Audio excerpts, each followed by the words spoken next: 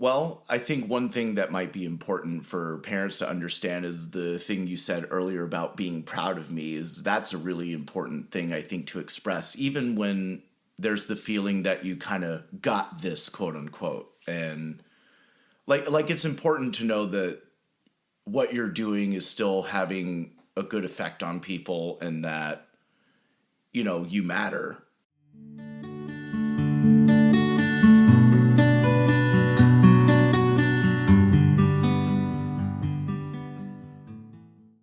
Is there any memory that you have of things that caused you fear or discomfort when you think back to those earlier years? Well, remembering the earlier years sometimes is a bit harder to piece together as you get older. But of course, it's the really extremely emotional moments, whether good or bad, that you remember the most. And certainly one of the most intense was the fear of Winnie the Pooh in particular. That I don't know how many of our listeners had seen the old Walt Disney Winnie the Pooh films from back in the 60s, that they had a portion at the beginning and the end of those specials that had a live action Winnie the Pooh wink. And that was just terrifying to me on such a visceral level, but then add my communicative deficiency and it's at that seed where most people probably couldn't even describe what that scared about them. So it's like it multiplied that even more so. And I then remember being in kindergarten where they were showing a bus safety video and nobody had mentioned that Winnie the Pooh was the subject. So as soon as I heard it, we were already in the library and I just ran out screaming like a banshee. But nobody else knew why. I certainly did. But it was hard to even explain what exactly it was about it other than being afraid of the Winnie the Pooh. And, as kids are wont to do, some laugh, some don't. Yeah, so interesting that you bring that up because I also remember that moment because I was with all the parents in your kindergarten teacher's classroom and I had prepped her, so to speak, and I said, I'm not really sure what it is about Winnie the Pooh, but Joseph is terrified. So if there's any Winnie the Pooh videos that we're going to be showing the kids, let me know because he's not going to do well with that. Mm-hmm. And she had checked on it, but didn't realize that in that video there was Winnie the Pooh. So I heard you screaming and I went, oh, here we go. And then you came and sat with us and I just comforted you the best that I could. And that's great insight because I knew there was something about Winnie the Pooh, but I didn't understand it was the wink in particular that made you so fearful. Well, I didn't necessarily know it at the time either, but then the words come. And that's the thing, is it's like you have the experience and the words later. And I think that's the case with most people, but I think being on the spectrum, there's much more of a delay between the experience and the language kind of talking about the experience. Also talked about taking you to the park and you were running, from kids. You and I have discussed this. So can you, to the best of your memory, go back to those early years when I would take you to the park and what were the other kids like? I mean, what was that like for you? Yeah, and see, a lot of that is very early in terms of memory. Because I don't necessarily remember the fear of that necessarily. I don't know. It could have been nervousness about what exactly they were doing. I don't know. I tend to have rather good memories about the park in terms of just being able to go out and play and see stuff. And I mean, it was just a great old-fashioned kind of kid time, I guess. Yeah. But I don't remember much of the fear of it because I guess I've always been interested in people and how they interacted, but then it started to get where it might have been unpredictable or not being able to necessarily get into the groove of stuff like that. And that could be something I'm falsifying or trying to kind of stick into the puzzle, but I don't know. I don't have any particularly bad memories of the fear about that sort of thing. Okay. Well, do you remember other kids and playing with them and any interaction with them, or did it always feel natural to you? Or can you say more about that? I don't know. There was always kind of a natural sort of feeling about it. I mean, from my point of view, I'm just some kid, right? Because I mean, I didn't really ever learn that I had anything particularly quote unquote different or quote unquote wrong with me until I was well into elementary school. So it was just I had these kind of quirks I didn't get, but elementary school, I remember playing on the playground, running all over the place. Sometimes it was by myself, kind of trapped in my head. So maybe that's a reason that I don't always remember every aspect about the play culture, on the playground, but I still remember kids from back in that time. Were you interested in making friends, or were you more interested in what did you call that in your head? Just being into my own world, I suppose. Okay. I mean, I had a tendency to get distracted by that, but of course I wanted to interact with kids and make friends and stuff. Any human being tends to want that. And that's an important thing, I think, for people to understand, too, is that there's not necessarily no desire or an avoidance trying to avoid it, although that's certainly the case with some people. But, I always did want to interact with people. It's just I didn't always have the right tools. Gotcha. Kind of like going to a foreign country you've never been to and not bothering to learn anything about the culture or the language. It's like, I nice. want to go there. Like now, though. Okay. I get that.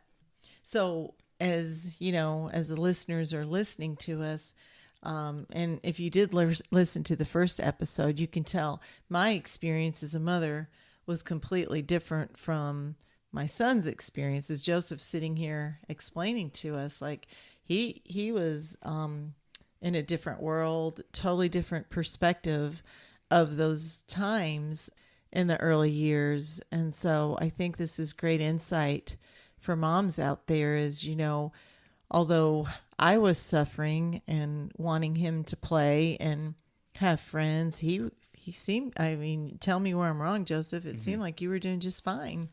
Well, yeah. I mean, to me, everything was fine. Like, the idea of there being something quote unquote wrong with you is usually something that you're taught. And it's something that you get taught the more you live life.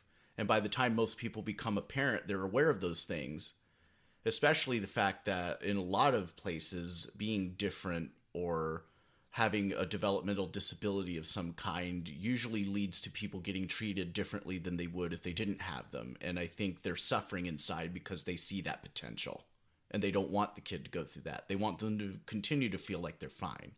Or even worse, they may not know if their kid feels fine or not.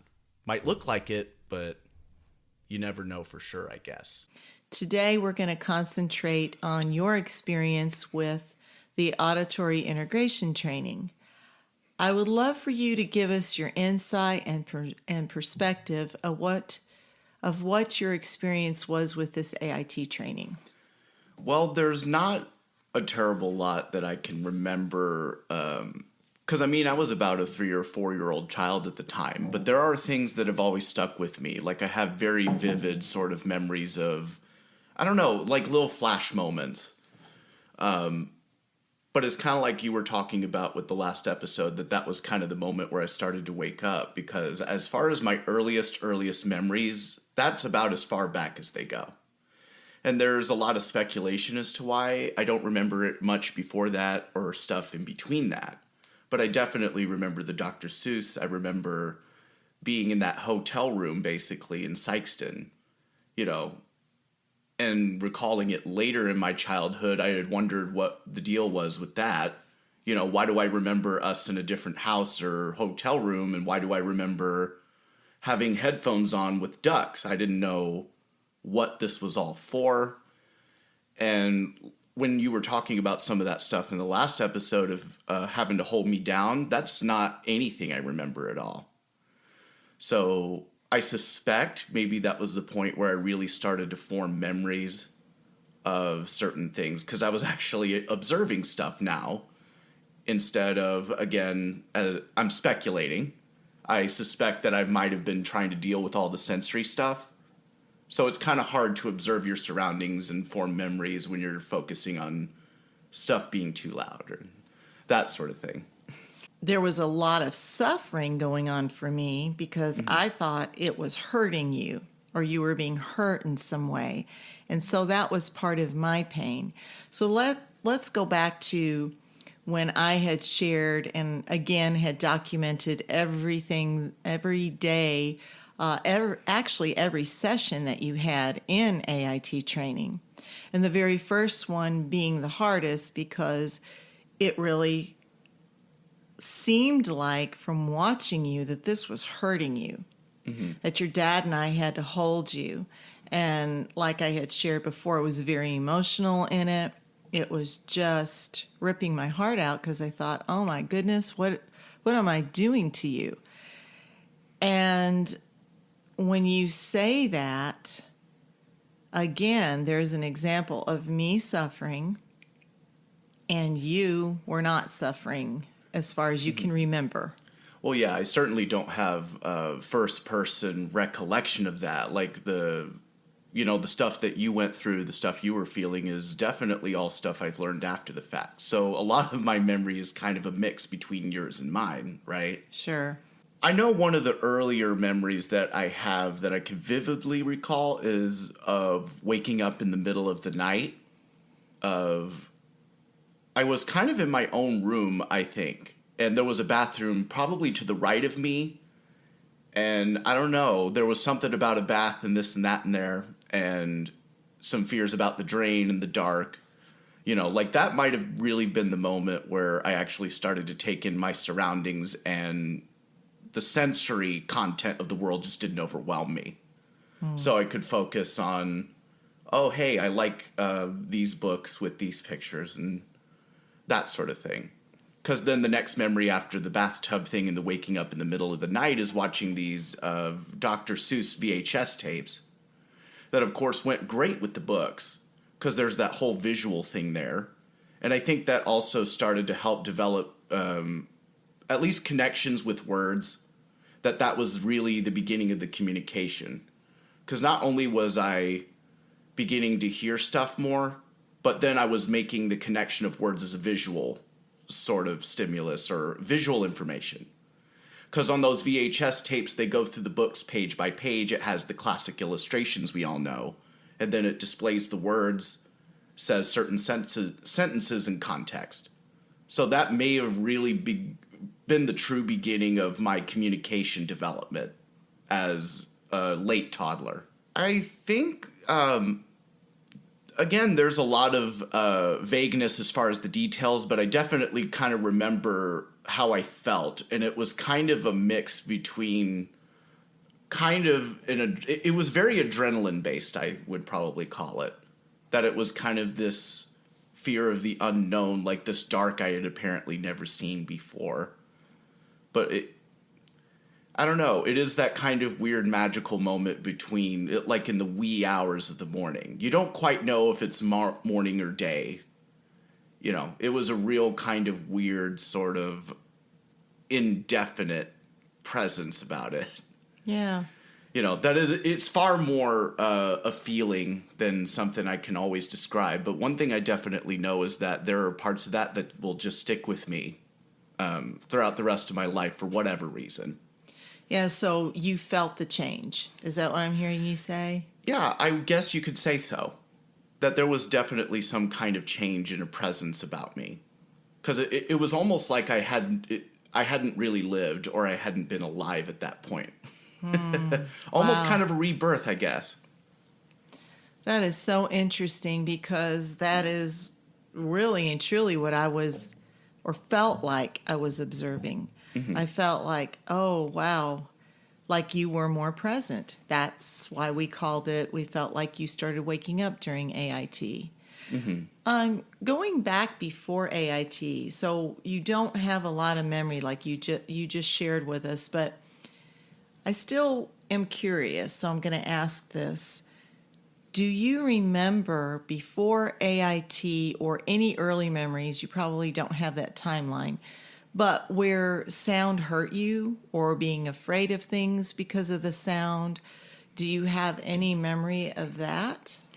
I really don't have a lot of memory of any sensory experience before AIT, but I do definitely remember some sounds issues many years even after AIT.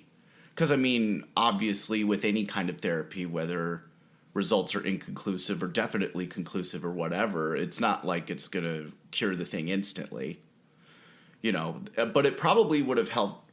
It probably did help a lot. Like, if I didn't have the AIT, the pain that I felt from hearing fire alarms or the school bells would have been probably 10 times worse. I understand.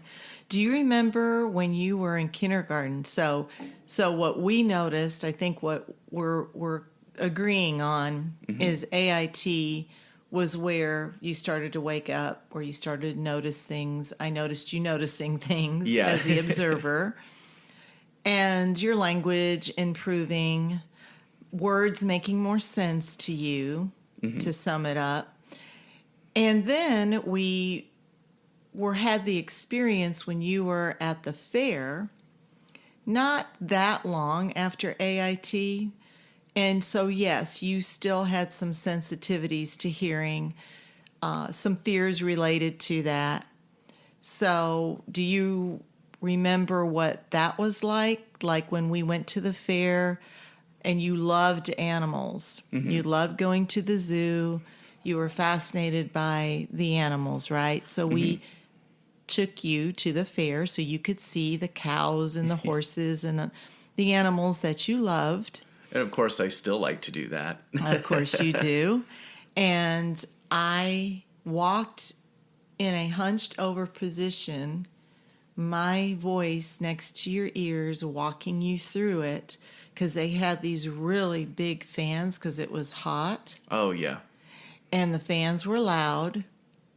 And so I took you slowly through that. So there were some sound sensitivities. Do you recall that at all? What's funny is that as you're mentioning that, some of that does start to come back to me a bit, where I definitely wanted to see the animals, but it's like as soon as I walked in, all the sound simulation of the other people, of course, the loud fans, that I probably started to freak out. And then there was that kind of very close presence that kind of kept me tethered, if only barely.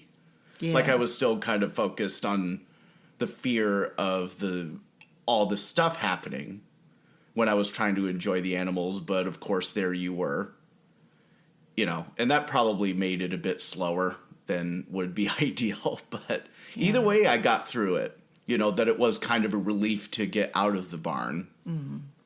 So now you're 27, so we're going to jump way forward here. Do you still deal with sensory issues with your hearing?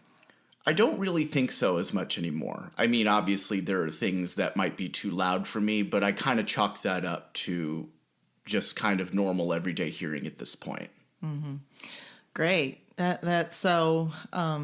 I'm happy to hear that you're not dealing with that. That you're able to process the different frequencies, and that your hearing has adjusted more of a less painful experience with life, right? Yeah, it is really more or less what I think we would probably call normal.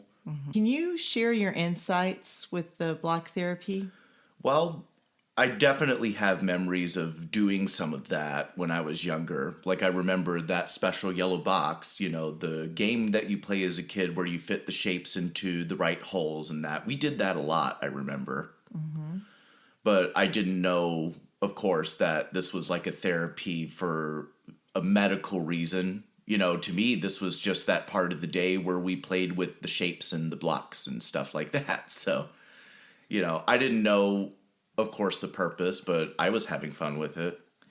Yeah, of course. And that was the whole idea, right? To make it fun and change the wiring in your brain was what the idea was behind the block therapy. Although it was inconclusive therapy, as I had shared previously, but your dad and I documented everything. And when we would start out with just a few blocks, different colors, and then we would show it to you for different time periods. Each session was just a little different. And then you would try to assimilate the visual that you saw. And I know you're extremely visual. So, do you have any recollection of that, or was it just plain to you? Well, I mean, I remember some of the parts of it, but like I said before, all I really kind of processed it as was playing. Like they do the thing, monkey, kind of a monkey see, monkey do game. And of course, you feel good when you do good at it, and not so much when you don't. But it was just kind of a generally fun experience that it seemed to just be set aside for that day. And it was fun trying to keep up with certain patterns as they got more difficult and that they involved more colors and things like that. Yeah. So there was no negative experience for you through that block Other therapy than the time. frustration when I wouldn't get it quite right, not really. Okay, that makes sense. Do you remember? I know when we talked about AIT training that you actually do remember. You did remember Yeah. what we call the waking up experience of how the world just shifted for you, although you were very young, right? Well, Yeah. that's what makes it so profound is that they just kind of stick with you, but you're not always sure why. Yes. So, it was there any of that for you during this time period with the block therapy? There was some of it. I mean, I remember that the room that we're recording this podcast in was a place where we would do a lot of this block therapy because it used to be my bedroom as well. So I definitely have remembrances of doing that particular block game with the yellow box that you could open the lid and get them back out and fit them into the right shapes again. And yeah, it was, I just have little flashes of that. Not anything super specific, but it was just like an essential part of my childhood, really. So let's move to the fast forward. I told the story of how fast forward came to be. Again, that's in episode 5. But Joseph, I would really love to hear your insight on the fast forward experience for you. I definitely remember it being kind of a prominent, I guess, vocabulary word, really. I mean, I didn't entirely process what it was for until a little later, but I knew it was this kind of series of video games on the computer, and this isn't like the computers we have now that are awfully convenient and fast with such this is very expensive kind of connections we have with the internet now. It was the Dell desktop computer with the big old TV monitor. And yeah, I have really pretty vivid and profound memories of some of those games I would play, and they were just they were normal kind of education flash games. Back in the 90s, the kind of stilted imagery and the low quality voice, but I'm sure to you and even to me to an extent, it was like something from early, like near future, if not the Jetsons type future. Right. So, do you recall having any major changes going on through those 6 weeks that we did that therapy? I don't know if I can recall at least living in that time going, oh, I feel a certain change in the way my brain processes. To me, it was just kind of normal life that this is what we did at this time. And of course, it was comfortable because it was predictable.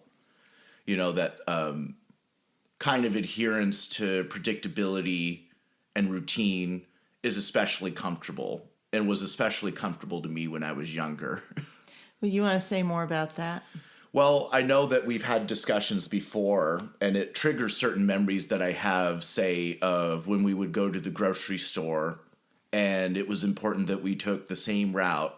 And I didn't know why that was so important, other than I guess it was like an imprinting sort of thing for me.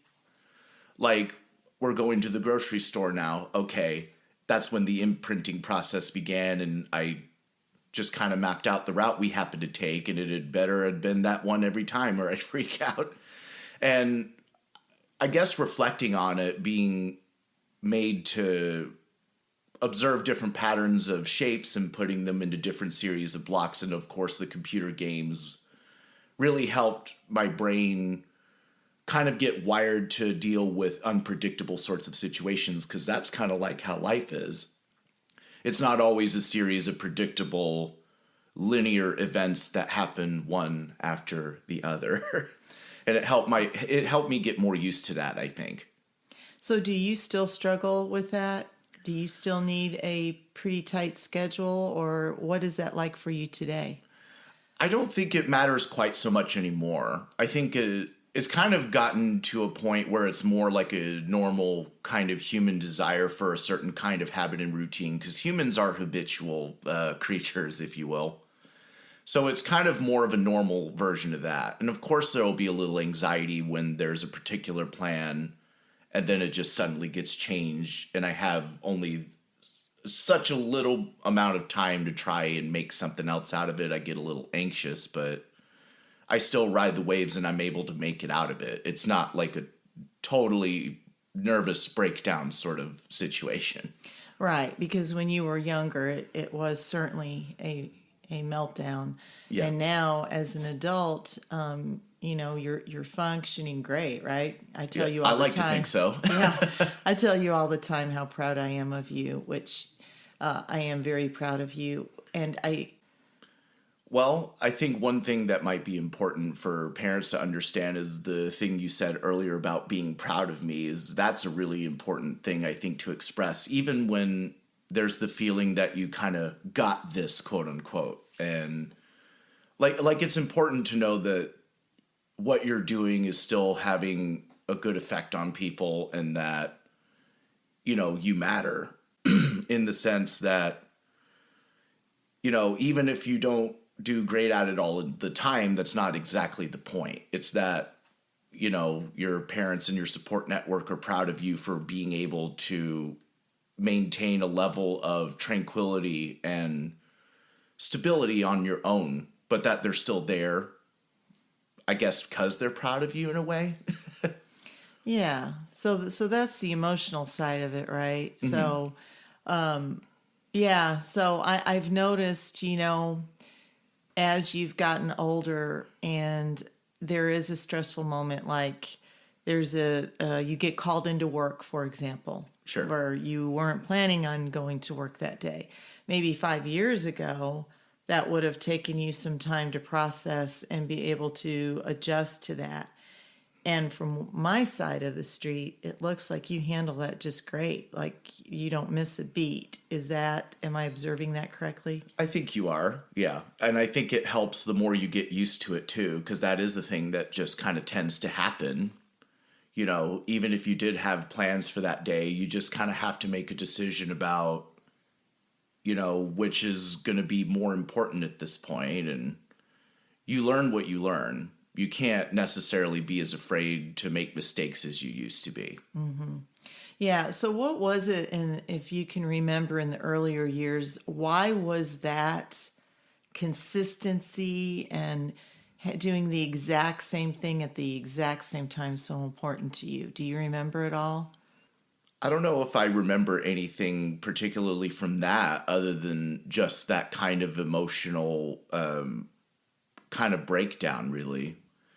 It was just that kind of sense that this is not how things are supposed to be. You know, it's like the fabric of reality gets ripped out from under you in a sort of way. That's pretty big then. Yeah. Yeah. At least with some things, sure. Like the deviation in the route of to a certain place was like, this isn't how it's supposed to go. This isn't what I mapped in my brain. This isn't how it's supposed to work. Interesting. Yeah, I get that.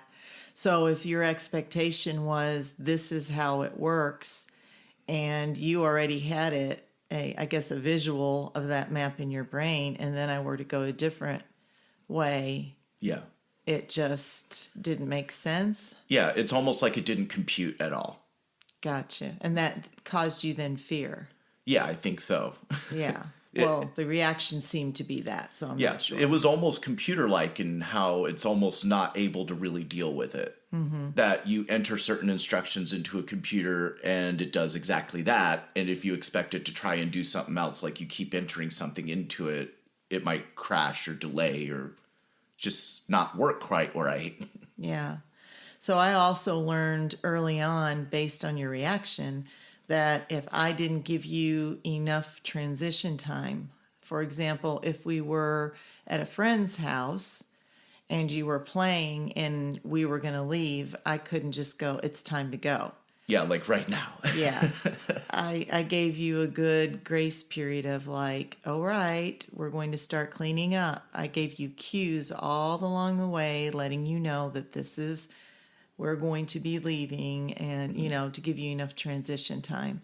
And so I think that's also a good tip for any moms listening out there, that if their child is struggling with that, the routine, and even in school, teachers need to give those kids transition time, not just like, okay, put your things up and let's go. Yeah. Yeah. And that's something interesting about the fast-paced sort of world that we live in, is that we kind of tend to go from just one thing to another. And it's really important, especially with somebody that tends to process stuff in a, this happens, then this happens, very sequential, that it's almost kind of like a ritual that you have to implement. Yeah. That helps when your brain is developing. So that it's like, oh, okay, when this kind of thing starts to begin to happen, or at least it feels like it does, then something is about to change here. If you happen to have the kid that has a very particular route in mind when you go to a certain place, understand the certain kind of breakdowns, if they happen, what kind of caused that, like, at least keep the open mind and kind of put yourself in the kid's shoes for a minute. What's your top tip for that? I definitely think that the most important thing was giving a time to transition, but really just kind of above all that, it's paying attention to the needs and the reactions to what kind of things trigger which reactions. And then if there needs to be a transition period, then you can say, okay, I can start the transition back here and say, okay, we're going to be doing this and this now, and we might be taking a different way, but it depends on the child too. It depends on your life, how you live, and your parenting style. So it's just keep going, keep an open mind, and patience is key again. So Can you explain some of your painful moments that you've experienced living with autism? well, there's certainly a collection of them, but certainly one time I remember in fifth grade, and this is interesting because this is well after the fact of the auditory integration therapy in Sykeston when I was much younger. So this is several years later, and I would always dread the fire alarm. And yeah, there was a time in fifth grade where it just had gone off randomly, and it was pretty painful. Like imagine somebody shouting into a megaphone right next to your ear, but it's also really high pitched. So yeah, those kinds of things weren't always super fun, especially when you aren't expecting it. And of course, being on the autism spectrum, things that aren't circumnavigated or a regular occurrence, regular pattern, that it throws people off normally, because humans are pattern seeking creatures. But when you're on the autism spectrum, you have an extra attachment to it. So it really comes out of nowhere. It's much more profoundly a thing that catches you off guard. The good thing about it is that the more that happened, and the more the tools that I was given to help deal with it, it became less so. Give us an example, like try your best to explain in that moment what that's like for you, so that maybe in the school systems, maybe teachers listening, administrators listening, they can truly get an idea of, what this is really like for people on the spectrum, and maybe how we can work around. Because, by law, they have to have the fire drills. As you well know, Yeah. I was an educator. So help us understand how to help you. What is it like for you in that moment? Well, I mean, it really is a panic. Like just something that you're really not expecting, plus you're hypersensitive to some extent to the thing. So panic sets in, and when panic sets in, there isn't a lot of thinking. So even if you're a teacher trying to tell the kid to calm down, it may not be good to maybe do it like right away. At least try and get it to a point where they can kind of deal with, kind of let that panic settle down. So what would a teacher need to do in that moment? I think that would highly, highly depend on the child themselves or the person themselves and what kind of plan that the teacher has with the family in that. But ultimately, it's just to get to a place where the panic has subsided, where you can get to a point where the person is calmed down. They're not as wound up or as blocked to what you're saying. Because when you're panicking, it's really hard to listen to people, even if they're trying to help you. And it might result in them freaking out more. Yeah. Yeah.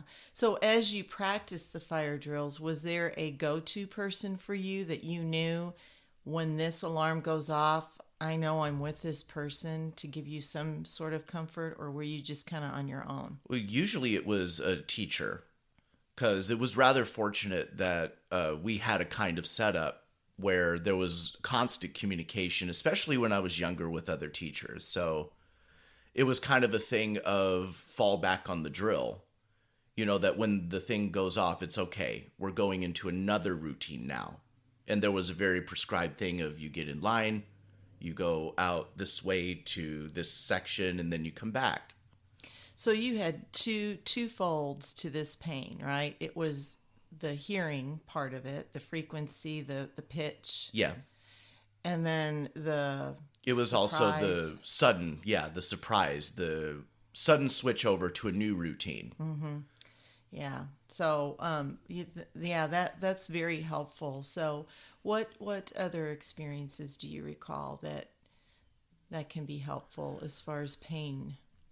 Well, other than some of the more physical stuff as I got older, a lot more of the pain became more abstract. That there's a common stereotype that a lot of autistic people prefer to be alone, prefer to be isolated.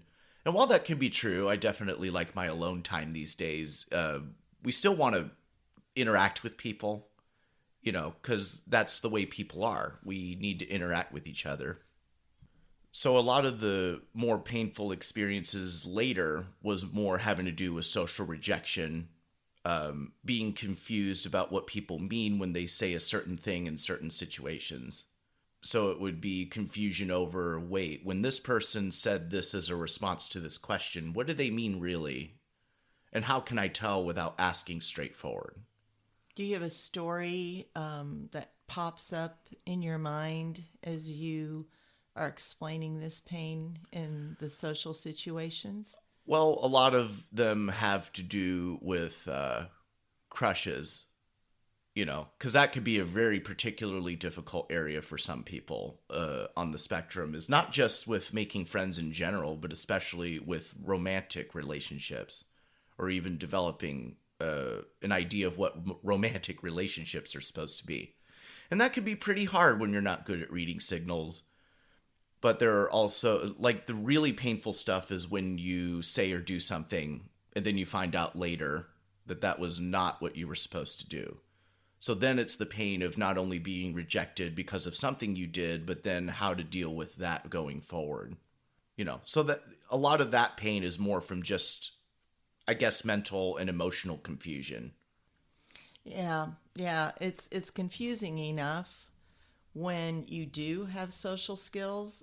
So Yeah. not having them on top of that, I can only imagine how difficult that must have been. So, although it is unique to the individual, if we gave advice for anyone listening that does struggle with social cues and relationships and how to date or how to engage in friendships, what have you learned personally? I think one thing that's really important is how important it is to actually ask for help when you need it. Because, I mean, we might know that we need help, but given that there are communication and social issues, it might be hard to come forward with that. But of course, at least with me, it could be rather hard to keep something to myself.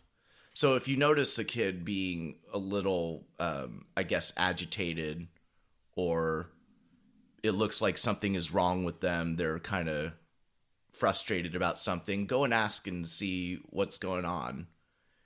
At least ask and see if there's anything you can do to help. Don't try to force it, but just be there for people. And also, One thing that really helped me kind of process it more was, of course, with various therapies I had back in elementary school and in intermittently through some parts of high school, where it helps put things in a context that you can absorb. So rather than trying to figure out how people are able to read social cues, like they're some kind of social wizard, uh, maybe try and absorb the information in a way that you know how. Almost like learning a new skill that you haven't picked up before. Like if you're talented at art or something like that, let's say, and you want to learn how to play basketball, you might see about getting a lesson or talking to somebody that knows how to play basketball. That's another thing too, is that a lot of people think that having social skills is something that you kind of have innately. But social skill, it's a thing that you do, and it's a thing that you have to practice constantly. And if you're on the autism spectrum, it's much more concentrated, I think. But it is worth it, because then you can understand a bit more of how people work, and it's not as confusing.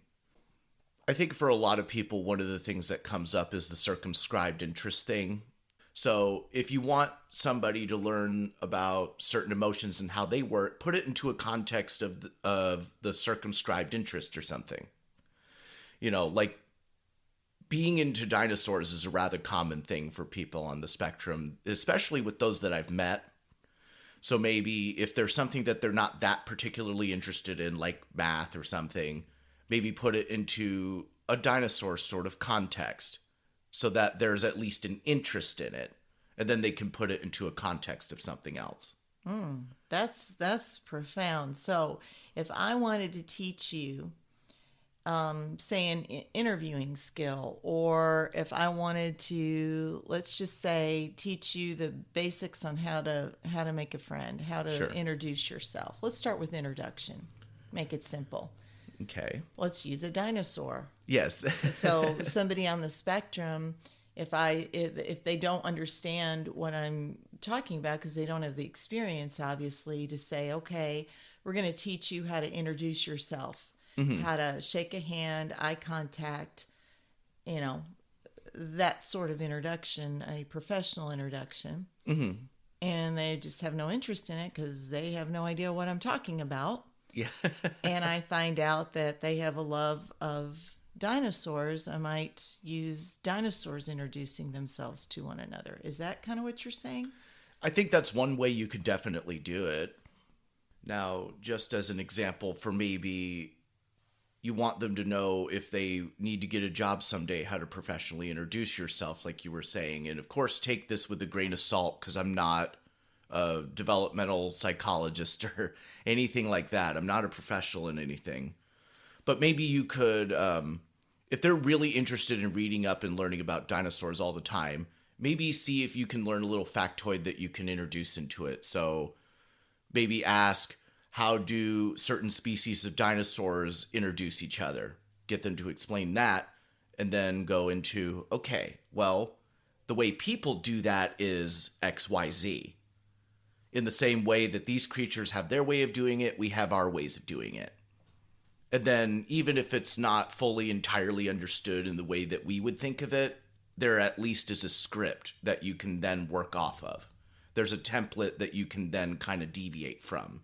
Has pain pushed you in any area? Oh, of course. I think if I didn't have some of the more painful experience, like with auditory integration therapy, like obviously if you're having an episode where sounds are too loud, you want to get away from it as much as possible, no matter who you are. But there's also the understanding from other people that the more that you're exposed to it, the less painful it becomes, but it doesn't mean that it's not painful.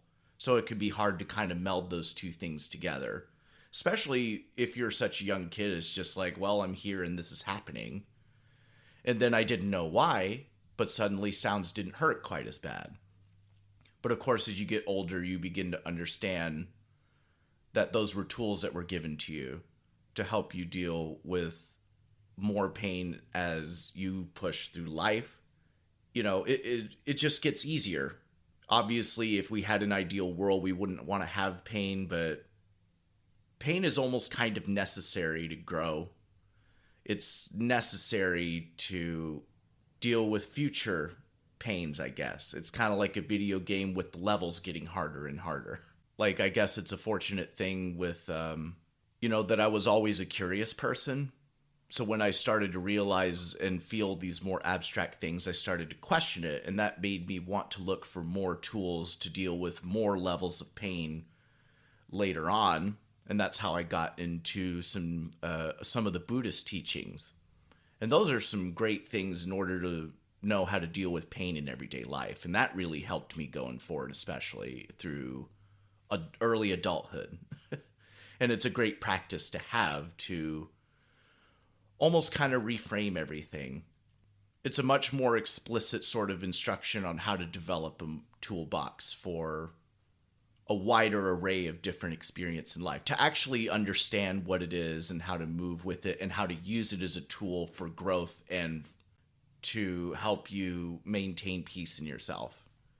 Yeah, I remember you practice meditation. Mm-hmm. Is that something that you might say has helped you with some Oh, of your definitely. painful moments? Well, and even just a philosophy of it. Like, you don't have to sit in with your legs folded like a pretzel to be able to track thoughts and what they are and how long they last and how to deal with that. It's just kind of a philosophy of moving and kind of a reshaping of a worldview. And honestly, that's kind of one reason why I had some difficulty in trying to think of specific things about the topic of pain and how it can be used to push people, just because it's so universal. That it's nearly a universal feeling that if I could have a world without pain or suffering, if I had a magic wand to be able to do it, I'd do it. Most people would. And I used to be one of those people. But as you move through life, you realize how important that can be. That it's like the fire of the crucible, to use another metaphor. That of course it's hot, but it's used to make something. That you can choose to view it as a wholly negative thing because it's such an array of unpleasant experiences, or you can see it as just another side to the whole thing. It's the tail side of the coin, as it were. Yeah, yeah, that's great. Very profound. Joseph, you do have some practices that you have found and put into place as you have searched on the topic of pain. What are some of those practices that have really helped you personally? One of those, of course, was some of the meditation and also just kind of really thinking about a lot of these things, asking people about it, talking to people about it, just really kind of not letting the subject go. Because it could be easier to just be like, well, I guess, it is what it is, in the sense of if I ignore it, it'll go away. Mm-hmm. But it's not always helpful to really ignore it. And really, at least for me, when it comes to things that are of heavy topics and things that I want to know about, I kind of can't let it go. Yeah. Yeah, not just meditation, but yeah, just really seeping yourself and thinking about it and almost kind of trying it on as a worldview. Like, what exactly is this asking me to do? And one of the things I liked about it is that it's about looking at things and not taking it at face value. That, yeah, this is really unpleasant and you would rather not experience it, but what is it really? That kind of sparked the philosopher side in me, and I guess had a nice side effect of helping me deal with more pain and suffering in life. Well, your dad was a great philosopher, Mm-hmm. and you inherited a lot of his ways of thinking, which has really been a fortunate thing for you, because I know at one time you were interested in becoming a professor of religious studies. Mm-hmm. What are through that experience? I know we went through a painful time when we lost your dad, Mm-hmm. and you as a senior in high school, you were forced to deal with one of the biggest pains, I would assume, Oh, yeah. as a young man. and then being on the spectrum and having and you've come, and I think you'll admit this, Hmm. with your expressive language and how you share and how you discuss, you've come really a long way from being a senior in high school when you were 18. Oh That's yeah. 9 years ago. We're looking at 10 years being out of high school this upcoming year. What was that experience for you? That's a tough one for anybody. At least from my point of view of it, I don't know if I would necessarily just classify it as wholly unpleasant. I mean, there were definitely unpleasant aspects about it, but it was kind of just very paradigm shifting. I mean, it was definitely one of those sudden changes that you didn't exactly think would happen, but it was also kind of weird how, I guess, okay I was with it. That it was shocking, but it was something that I wasn't entirely surprised would happen. Mm. And I think one way that I expressed a lot of my grief, in a sense, was trying to help other people, to remember good times, like, you know, other experiences I had, such as being afraid of thunderstorms and thinking of, you know, put in a metaphor so it becomes a little easier to absorb before you understand how, thunder and lightning actually works. So it was just something that kind of really kicked off exploring stuff for me. But of course, it was a rough time too, because I was kind of coming out of a shell, and it really felt like I was alone sometimes too. Like, obviously, I knew my family was there, but when I was going through school, I often wondered if people who had heard about it were expressing their condolences because they actually cared, or whether it was like a social moray. I wondered if it was a performance as opposed to an expression to try and reach out to me.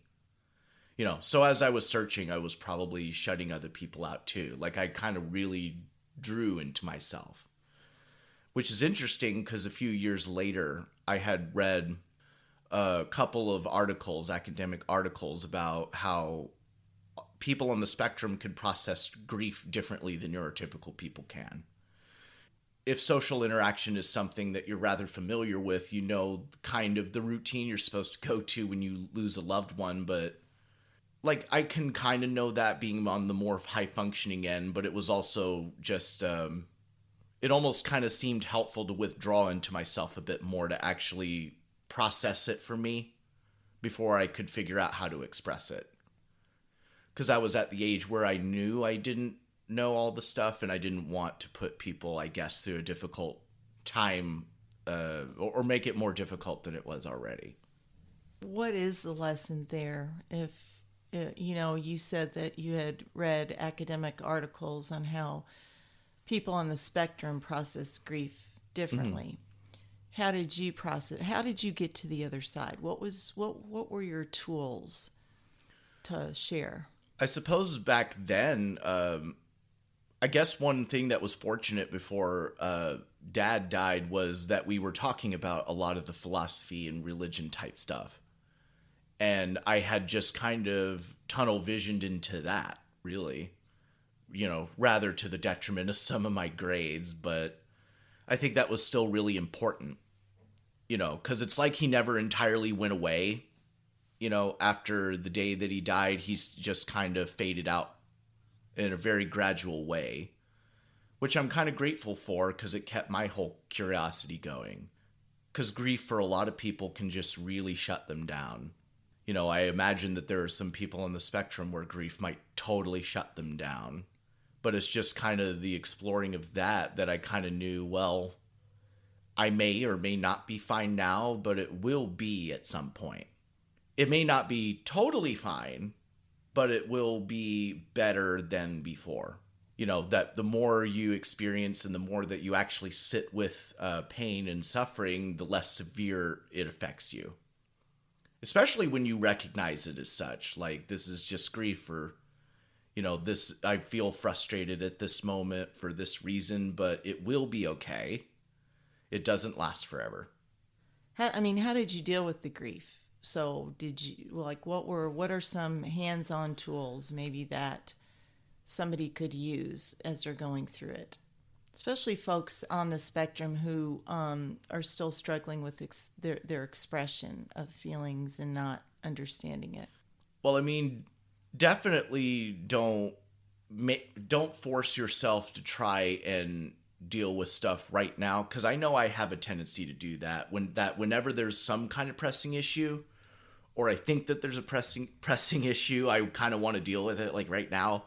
But then there are some things that you can't just try and move along the conveyor belt, that you can't just push off, because pushing it off will make it worse, that you aren't directly dealing with it.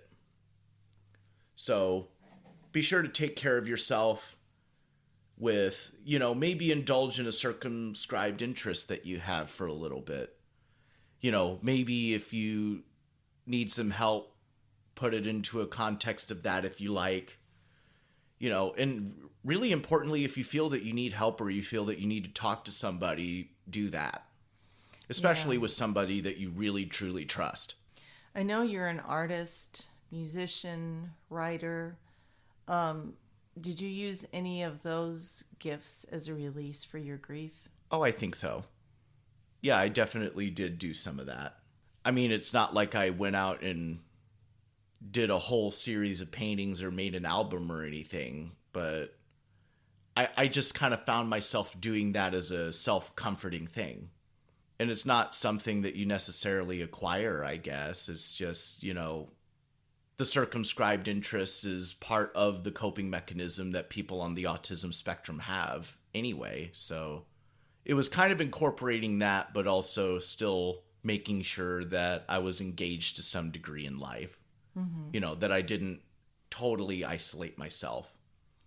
But of course, I never really sat and thought about and knew this when I was 17 or 18. It was just kind of rolling with the punches. What advice do you have for mother guides? I guess it's just kind of the thing that you might hear from a lot of grief counselors or psychologists that deal with stuff of that nature, and that is that there isn't a wrong way to feel and there isn't a wrong way to grieve necessarily. So how do we help our children as a mother guide? What are some of your tips to help us help people on the spectrum that are struggling? I guess it's just kind of a thing of being there.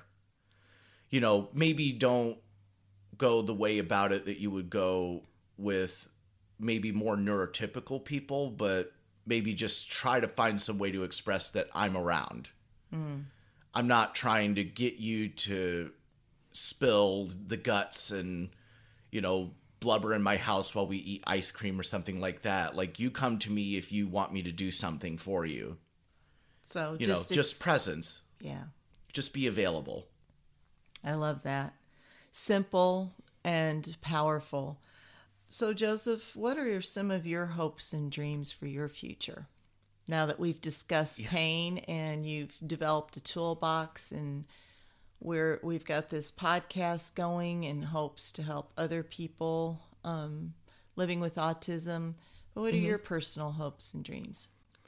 For me, I guess it's just learning how to continue living life in a tranquil sort of way, really. As long as I can, kind of be tranquil and be aware of what's happening, I think I'm pretty good, really. You have any practices that you're using like now to stay tranquil? And I think it's less of a specific list and more just a base level of try and see things as they are and understand that your thoughts aren't necessarily you, really. They're just kind of phenomena that happen as a reaction to things. Just keep your eyes on what is. It can be easy to get confused in how you think they are, but try to stay down to earth, I love that. Yeah. So staying present as is. Love it. Love it. And get to know you. You're the person who knows what you need more than anybody else, really. I mean, maybe if you don't have medical training, don't do stuff that a doctor wouldn't recommend, but as far as your emotions and how you feel, you know more about that. You are the ultimate person who knows why you feel about things the way you do. Beautiful. Thank you, Joseph, for sharing your own experiences of hopes, of offering others the tools and knowledge that you have acquired along this journey that we've done together. You are truly an inspiration. I'm sending you all hope and love. Thanks so much for listening.